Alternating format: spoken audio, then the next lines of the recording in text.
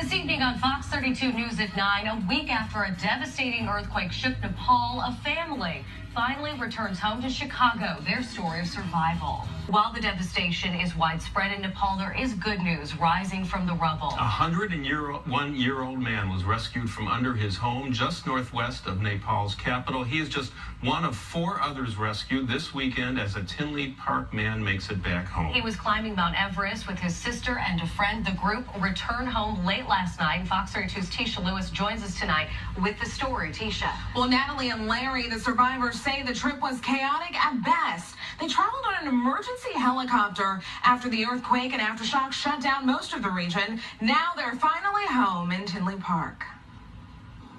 So they no longer use the old Everest Base Camp. It's about 50 feet lower.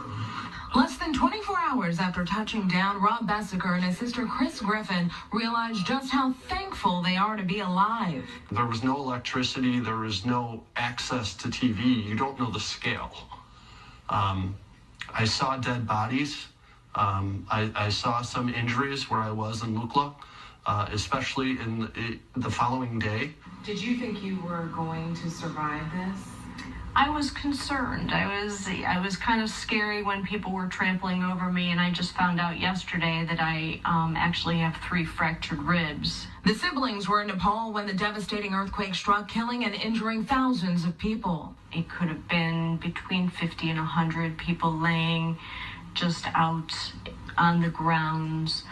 Griffin is an emergency nurse and offered aid to survivors. There were various injuries, crush injuries, broken bones, a couple paralyzed people. Chris and Rob were in Nepal completing a hiking expedition at Mount Everest Base Camp. What would you say is needed right now over in that area? I think the support that I see being given is extremely helpful. I mean, for me, when everything happened, I would love to jump in and help. But by the same token, I think the best thing that I could do for the people was leave and go home.